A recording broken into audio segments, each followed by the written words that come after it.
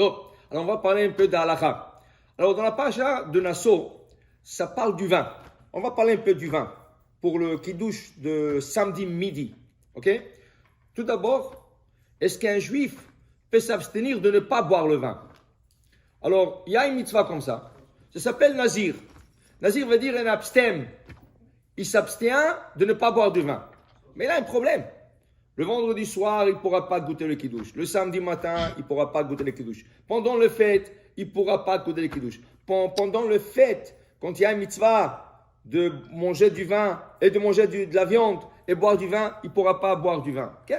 Alors, un juif ne devrait pas s'abstenir de choses parce que chaque chose, il a sa place dans la religion.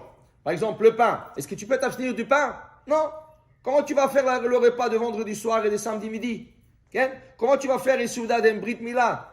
Tu ne peux pas t'abstenir du pain. Ah, la diète. Tout le monde est en diète. Mais il faut comprendre, diète ou pas diète, nous avons des règles. Okay? Le vin, on a besoin de faire kiddush.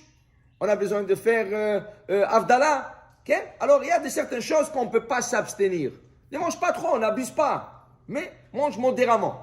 Maintenant, le Rabbi Ishraï nous enseigne, selon la Gemara, il y a deux aliments importants dans la religion juive. C'est le pain et le vin.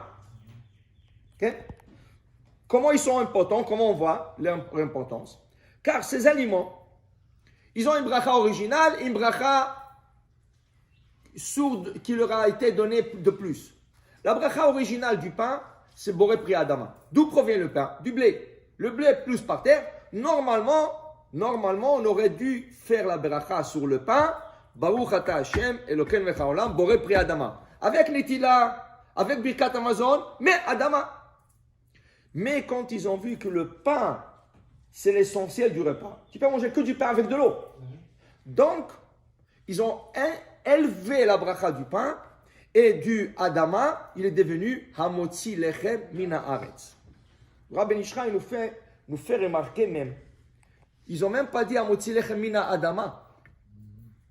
Hamotzi Lechem Mina Aretz. Adama et Aretz, c'est deux niveaux différents de la terre. Quand on dit Adama, c'est le niveau bas de la terre. Quand on dit Aretz, c'est le niveau haut de la terre. Niveau, ça veut dire pas un niveau, ça veut dire niveau spirituel. Okay? Comment on dit? On ne dit pas Admat Israël, on dit Eretz Israël. Okay? Et quand on dit que Noach, il est descendu de son niveau spirituel, Vayachel Noach Isha Adama. Adama, c'est la terre, c'est le niveau spirituel bas. Okay? Alors, ils ont dit à Motzi Lechem, Mina Aretz. Mina Aretz. Okay? C'est la chose. Après, ils ont vu que le liquide le plus important que nous avons, c'est le vin.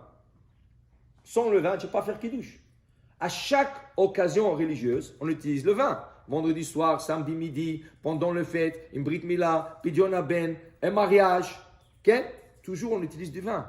Donc, le vin, ils l'ont élevé spirituellement dans sa bracha, que sa bracha originale aurait dû être Boré Peria Etz, et le vin est devenu Boré Peria Geffen. Comme on a expliqué déjà une fois, dans la halacha, il y a deux liquides où nous le considérons comme un fruit et pas comme liquide. C'est le vin et l'huile d'olive. Ces deux-là, ils font partie du fruit. Donc, le vin, originellement, c'est Boré Priaetz. Une cuillère de l'huile d'olive, c'est Boré Priaetz. Ok? Maintenant, ils ont dit, mais le vin est tellement important. Il est comme le pain. Vous allez voir ce que ça veut dire ça. Comme le pain. Donc, ils l'ont élevé et ils ont fait la bracha Boré Peri HaGeffen. Ils voulaient faire la même chose pour l'olive. Mais ce n'était pas possible. Car la bracha originale, c'est Boré Priaetz. Mais on aurait dû dire Boré Peri HaZait, comme on a dit Boré Peri HaGeffen. Mais le problème, dans l'olive, l'arbre et le fruit portent le même nom. L'arbre s'appelle Zait, le fruit s'appelle Zait. Donc, si on aurait appelé aussi le jus qui est l'huile qui sort de l'olive zaït, boré pri à zaït, on n'aurait pas su est-ce que tu parles de l'arbre ou tu parles du fruit. Donc on a laissé ça au boré pri à etz. Okay? Aujourd'hui, par des raisons techniques, parce qu'ils disent que le cholestérol c'est pas bon, alors on va dire ici Fidi qu'il y a une discussion.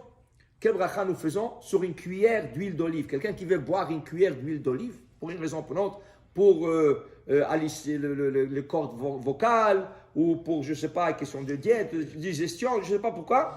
Alors, il y en a qui disent c'est comme il y a beaucoup de cholestérol et c'est mauvais pour la santé, alors ils disent c'est shakol. Il dit non, si c'est mauvais pour la santé, c'est comme la cigarette, il n'y a pas de bracha. Alors tu ne dis pas de bracha du tout. Machloket. Donc, on va se concentrer sur le vin. En quoi le vin ressemble au pain?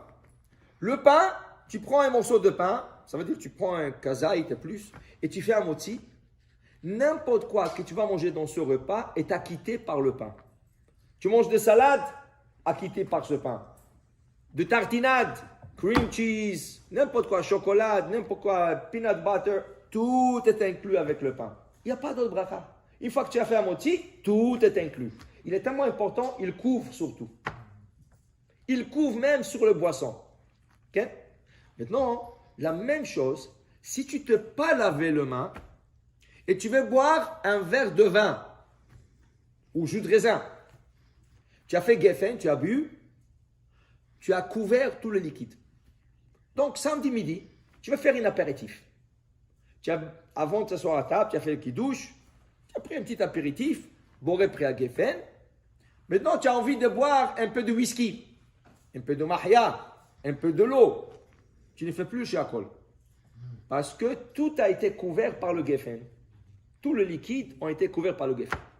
Il y a un seul problème technique que le Mishnah Berurah rapporte, okay, qu'il faut essayer de faire attention. C'est quoi?